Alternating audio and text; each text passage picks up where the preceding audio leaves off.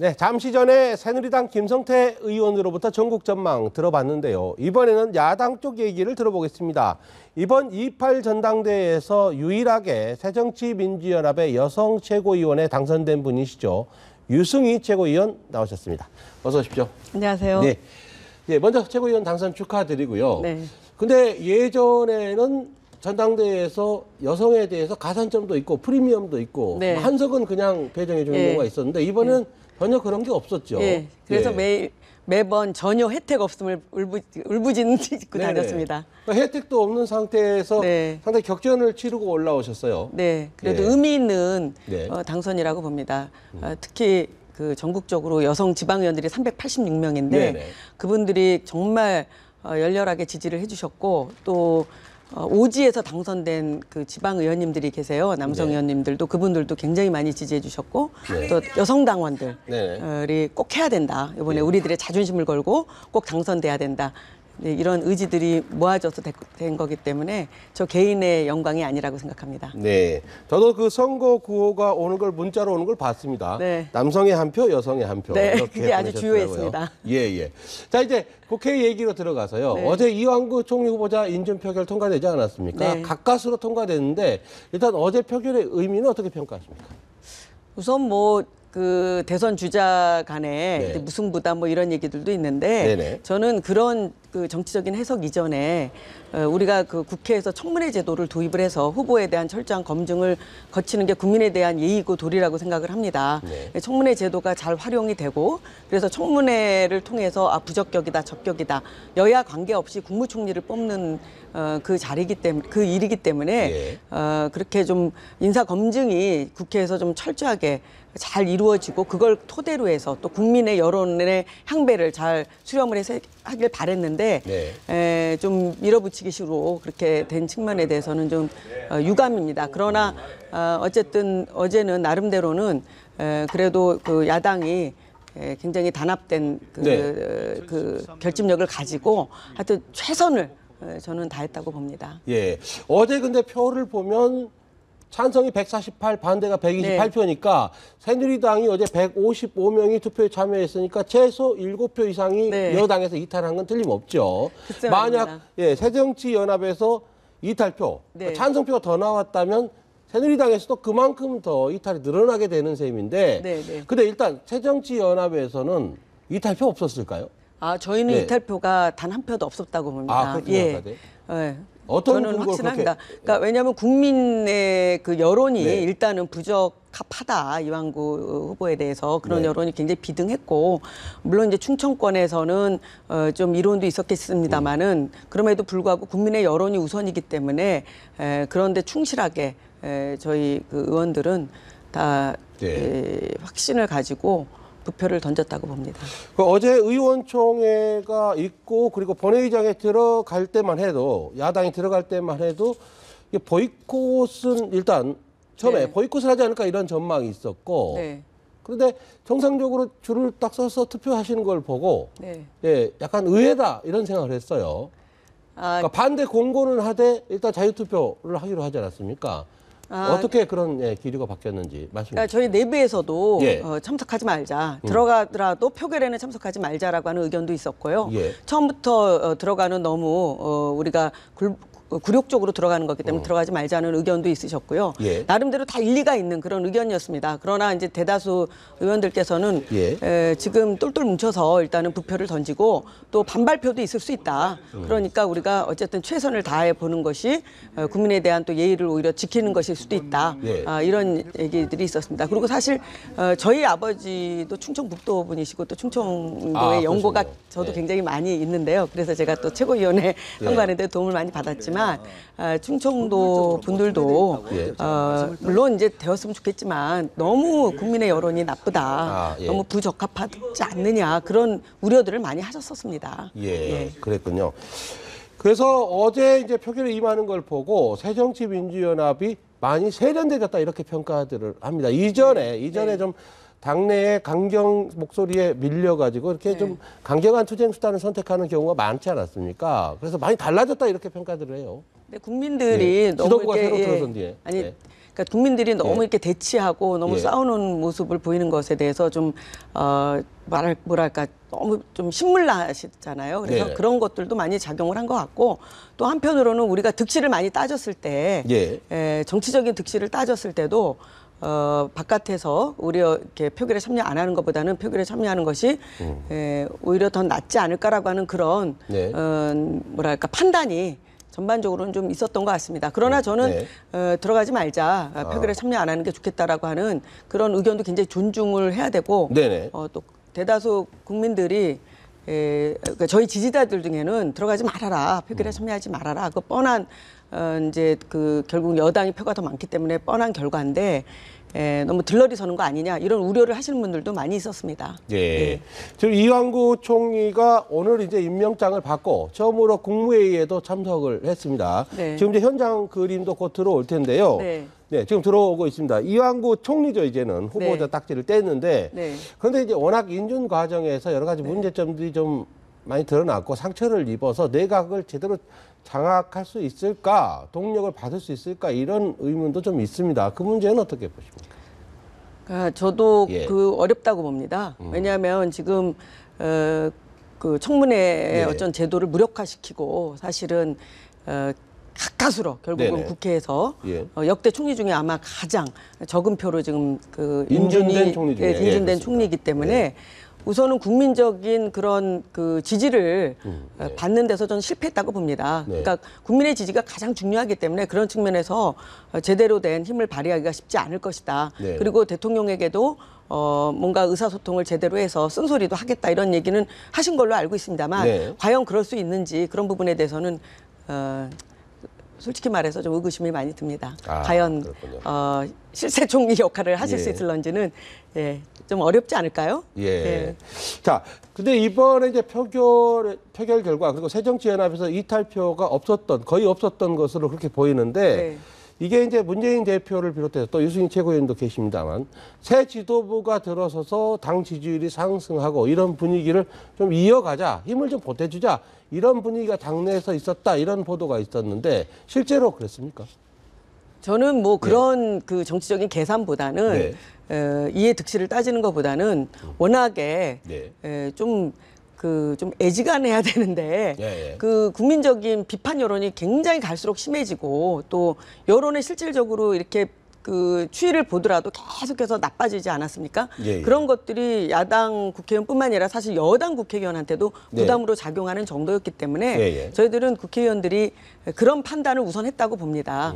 그리고 이제 또 새 지도부가 들어서서 뭔가 이렇게 단합되고 단결된 모습을 보이는 것이 중요하기 때문에 그런 측면도 없지 않았다 그런 생각을 합니다. 근데 이제 최고위원님이 이제 충북 출신이다 이런 말씀도 하셔서 이런 질문 드리기가 좀 저는 서울에서 태어났고요. 아버지가 이제 충북이 고향이십니다. 아버님 고향이요. 그러신데 이번에 이제 이완구 총리 인준 과정에서 뭐 충청권 지역에서 다음 총선 대선 때 두고 보자 뭐 이런 식의 플래카드가 나오지 않았습니까?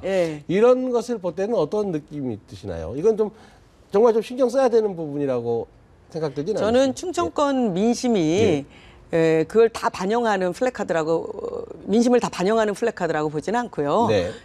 이제 단지 이제 충청권에서는 또 그 동양 출신의 총리 후보기 때문에 그런 아쉬움이 표현된 거라고 보고요.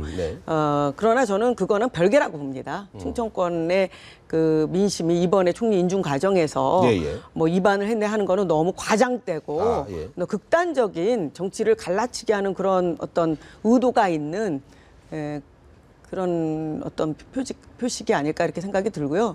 저는 그렇지 않다고 보는데요. 그 플랜카드 밑에 또 다른 분이 그 의견에 대해서 비판적인 낙서를 글을 또 써놓으시는 분도 있더라고요. 두고 볼 거 없다 이렇게 썼다고 그러더라고요. 뭐 수치스러운 줄 알라 뭐 이런 글도 있었습니다. 그런 글도 있었기 때문에 다른 의견도 충분히 많으시겠죠. 그럼요. 자.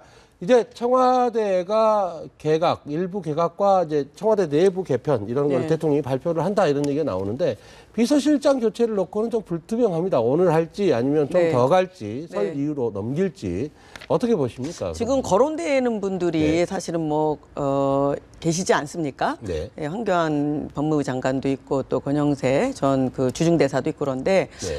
사실은 굉장히 좀 실망스럽습니다. 이분들이 네. 과연 적절한 비서실장의 역할을 할 수 있는지 지금도 비서실장에 대해서 굉장히 비판적인 여론이 높지 않습니까? 가장 네. 큰 이유 중에 하나가 지목되는 지점이 그 대통령과 그다음에 여당, 야당, 네. 그리고 국민들과의 소통을 원활하게 하지 않는다. 오히려 가로막는 장벽이다라고 하는 비판이 많은데 이 두 분들이 사실은 어떻게 보면은 지난번에 이 권영세 주중대사 네. 같은 경우 NLL 대화록을 다 말하자면은 공개하고 또 그렇게 해서 수단과 방법을 가리지 않고 대선에서 이기면 된다는 네. 어떤 그런 모습을 보인 측면이 있고 또 황교안 그 법무부 장관도 지난번에 그 원세훈 국정원 원장의 그 구속에 대해 네. 구속 그 의견에 대해서도 끝까지 뭐랄까 목리를 부렸다고 이제 언론에서는 표현을 하더라고요. 그래서 결국 불구속 수사를 하지 않았습니까? 이제 그런 면에서 봤을 때는 과연 원활한 소통을 이끌어낼 수 있는 그런 적임자인지에 대해서 의구심이 많이 있습니다. 적절치 않다고 봅니다. 다른 분으로 좀 하셨으면 좋겠어요. 또 하나 이제 장관 교체도 몇 자리가 있을 텐데 뭐 네. 통일부, 국토교통부, 뭐 해양수산부 얘기가 나오지 않습니까? 뭐 그런데 거기에 거론되는 분들이 다 새누리당의 현역 의원들이 많으시더라고요. 그건 네. 물론 동료 의원들이어서 말씀하시기가 조심스러울 수도 있겠습니다만 그건 어떻게 보십니까? 그분들은 현역 의원들이어서 장관하고 다음 총선에 안 나오신다는 걸까요? 그건 어떻게 보세요? 오히려 다음 총선에 나오는 국면에 더 유리한 조건으로 활용을 하시지 않을까요? 그런 측면에서는 저는 국정의 난맥상이 우려됩니다. 그럼 1년짜리 장관 하는 거 아닙니까? 정해진. 그렇죠. 그리고 어쨌든 국정을 지금 벌써 레임덕 현상이 일어나니 안 일어나니 이렇게 얘기하고 있는데 그 현재 박근혜 대통령 입장에서 봤을 때도 지금 내년에 총선을 앞두고 있는 그런 현역 국회의원들을 장관으로 임명하는 것보다는 좀 안정적으로 특히 이제 경제 살리기가 굉장히 중요하지 않습니까? 이런 데 좀 집중해서 일을 제대로 잘 할 수 있는 그런 분들이 돼야 된다고 봅니다. 물론 저는 이제 국회의원들이 장관이 돼서 더 잘할 수 있다고 봅니다. 저는 솔직히 얘기해서. 그러나 물리적으로 봤을 때 내년이 총선이기 때문에 시간이 굉장히 부족합니다. 저도 내년에 이제 총선을 치러야 되고 그런 입장에서 이렇게 봤을 때 시간이 없어요. 지역구 돌아다니고 또 당에 의정 활동하랴 뭐 등등 하는 것도 굉장히 벅차거든요. 서울 성북 갑이시죠? 네, 전 서울 성북 갑이 이제 지역구인데 뭐 시장 한 바퀴 이렇게 도는데도 거의 하루 갖고는 안 됩니다. 그리고 그것만 하는 게 아니잖아요. 또 의정 활동 성실하게 해야 되기 때문에 그런 면에서는 과연 장관으로 임명된 분들이 그 소임을 제대로 다 할 수 있을지 그런 측면에서 우려가 된다는 거죠. 물론 초반이라고 한다면 오히려 국회의원들이 들어갔을 경우에는 훨씬 더 이렇게 정무적인 감각이 있기 때문에 이 장관 역할을 저는 잘 수행한다고 봅니다. 그리고 역대로 보면은 또 정치인 출신들의 장관이 일을 잘한 사람들이 또 많고 그렇기 때문에 그런 능력에 있어서 제가 문제 제기를 하는 게 아닙니다. 물리적으로, 시간적으로 그것이 어렵다고 보는 거죠. 자, 이건 좀 난처한 질문일지도 모르겠습니다만 지금 같이 이번에 전당대회에서 최고위원 되신 정청래 최고위원 요즘 이제 막말성의 강한 발언 때문에 여러 가지 비판을 많이 받고 있지 않습니까? 그런 발언에 대해서는 같은 동료 최고위원으로서 어떻게 보십니까?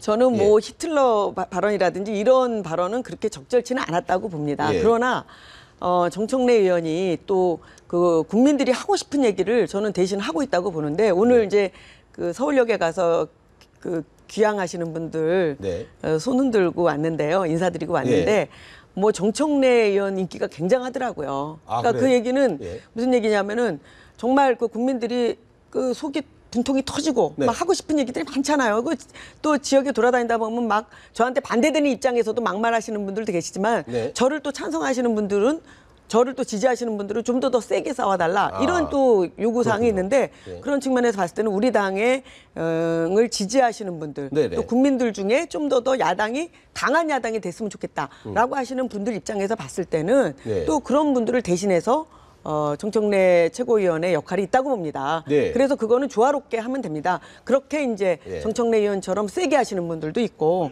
또 그것을 또 좀 완화시키는 분들도 있고 이렇게 조화롭게 하면은 저는 그 어떤 국민의 그래도 의견을 대변하는 그런 문제에 대해서 너무 그렇게 마녀 사냥하듯이 네. 몰아붙이면 저는 안 된다고 봅니다. 근데 이제 정청래 최고위원께서 그냥 평의원일 때와 네. 지금 이제 당 지도부의 일원이시기 때문에 본인의 아까 얘기했듯이 뭐 서울역이나 이런 데서 예, 지지하는 사람들도 있고 뭐 네. 응원하는 사람도 있다고 말씀하셨는데 네. 그건 이제 개인 정치 차원에서는 득이 될지 모르지만 네. 당 지도부의 일원으로서 당에는 좀 부담이 되지 않나 이런 것도 같이 고민해야 되지 않나요? 그래서 예. 너무 예.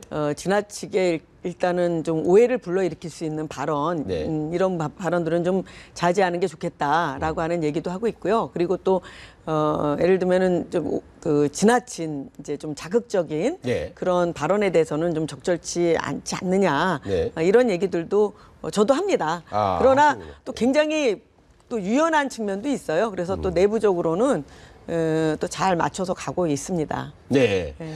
알겠습니다. 이제 설 연휴에 들어설 텐데 이제 설 연휴 때 또 민심 잘 듣고 청취하시고 설 연휴 이후에 또 한번 뵐 기회가 있으면 좋겠습니다. 지금까지 유승희 새정치연합 최고위원이었습니다. 고맙습니다. 감사합니다.